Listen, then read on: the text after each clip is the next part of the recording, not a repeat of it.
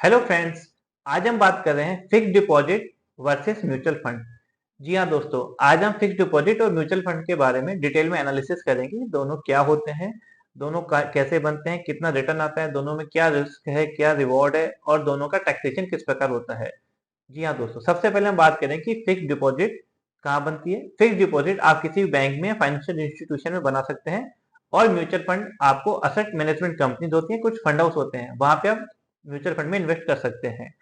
Second बात आती है कि इनमें रिटर्न कितना आता है। फिक्स डिपॉजिट में आपको एक फिक्स रिटर्न मिलता है, एक गारंटेड अमाउंट मिलता है कि आपको मैच्योरिटी पे इतना अमाउंट दिया जाएगा। इसके बनस्पत आपको म्यूचुअल फंड में एक फिक्स अमाउंट नहीं मिलता, उसमें आपको मार्केट कंडीशन के हिसाब से रिटर्न मिलता है, वह कम ज्यादा कुछ भी हो सकता है। अब बात आती है थर्ड, रिस्क कितना है।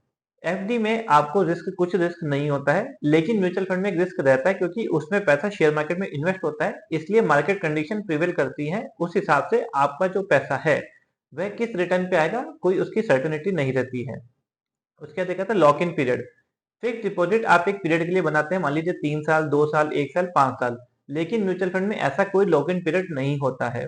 उसके बाद एक बात आती है कि प्री मेच्योर विड्रॉल। मान लीजिए एक आपने 10 लाख की बैंक में एफडी कराई, आपने कहा 3 साल के लिए एफडी करनी है, तो आप उसे 1 साल बाद या 1.5 साल या 6 महीने में तोड़ा सकते हैं या नहीं।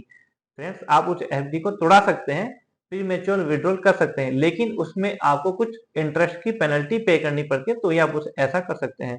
लेकिन आप म्यूचुअल फंड में ऐसा कर सकते हैं, वहां आपको कोई पेनल्टी नहीं देनी पड़ती है, जब आपका मन करे पैसा विड्रॉल कर सकते हैं। फिर एक बात आती है लिक्विडिटी। एफडी में आपको liquidity medium to highly liquid मिलती है कि आप अगर पेनल्टी पे करके लिक्विड भी कर सकते हैं, या आप जैसे बैंक में गए रिक्वेस्ट डाली तो आपका पैसा लिक्विडेट हो जाता है। म्यूचुअल फंड भी हाईली लिक्विड होते हैं, आप रिक्वेस्ट डाल लीजिए, अगले दिन आपके अकाउंट में पैसा आ जाता है। फिर कहते हैं रेगुलेटेड बाई, कि mutual fund regulated by SEBI होते हैं, security and exchange board of India, लेकिन जो एफडी होती है वो बैंक्स में होती है, उसको reserve bank of India regulate करता है। अब एक मेन डिफरेंस आता है कि दोनों का टैक्सेशन किस प्रकार होता है। एफडी का जो ब्याज होता है, मान लीजिए आपने एक 10 लाख की एफडी कराई 5 साल के लिए। अब बैंक क्या करेगा, जैसे ही फाइनेंशियल ईयर एंड होगा, फर्स्ट फाइनेंशियल एंड होगा, आपको 10 लाख का ब्याज अक्रू कर देगा और उस अमाउंट पे टीडीएस काट लेगा। अब आपको जो ब्याज मिला है, एक्चुअली मिला नहीं है, अक्रू ही हुआ है, क्योंकि वो आपकी एफडी अमाउंट में एक्यूमुलेट होता है।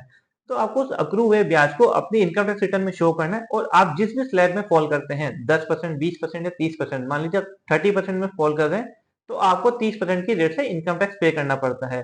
दूसरी तरफ अगर आप म्यूचुअल फंड में 10 लाख 5 साल के इन्वेस्ट करते हैं, तो मान लीजिए 1 साल बाद में 10 लाख की आपकी वैल्यू होगी 10,50,000 रुपए, तो आपको उस जो 50,000 रुपए कमाए हैं उस पर टैक्स नहीं देना पड़ता है, क्योंकि वो एक नॉशनल प्रॉफिट है। म्यूचुअल फंड में टैक्स लगता है जब आप उसको रिडीम करते हैं, जब उसकी मैच्योरिटी पे आप उस पैसा निकालते हैं। अब बात आती है कि पैसा जो आपने निकाला उस पर टैक्स की रेट क्या लगती है। फ्रेंड्स, अगर आपकी मैच्योरिटी पे 1.25 लाख तक का प्रॉफिट होता है, अगर लॉन्ग टर्म कैपिटल गेन है, 12 महीने होल्ड करने के बाद आपने कोई शेयर्स या म्यूचुअल फंड आपने सेल किए, तो उसमें आपको 1.25 लाख तक का प्रॉफिट एग्जेम्प्ट होता है, उस पर आपको कोई टैक्स देना नहीं पड़ता है। और अगर आपका प्रॉफिट 1.25 लाख से ऊपर क्रॉस कर देता है, मान लीजिए आपको 2 लाख का प्रॉफिट हुआ, तो आपको 1.25 लाख पे कोई टैक्स नहीं देना है, रिमेनिंग 75,000 पे आपको मात्र 12.5% की फिक्स रेट से टैक्स देना है। अब चाहे आप 30% स्लैब में फॉल करते हो या 20% स्लैब में फॉल करते हो, तो भी आपको 1.25 लाख तक का प्रॉफिट एग्जेम्प्ट होगा, और रिमेनिंग अमाउंट पे आपको 12.5% की टैक्स रेट से टैक्स पे करना पड़ेगा। आई होप आपके सारे जो म्यूचुअल फंड से और एफडी से रिलेटेड डाउट्स हैं वो क्लियर हो गए होंगे। फिर भी अगर आपका कोई डाउट रहता है तो आप कमेंट सेक्शन में जरूर बताएं, और अगर वीडियो अच्छा लगा हो तो इसे अपने फैमिली एंड फ्रेंड्स के साथ शेयर करें और हमारे चैनल को सब्सक्राइब जरूर करें। Thank you.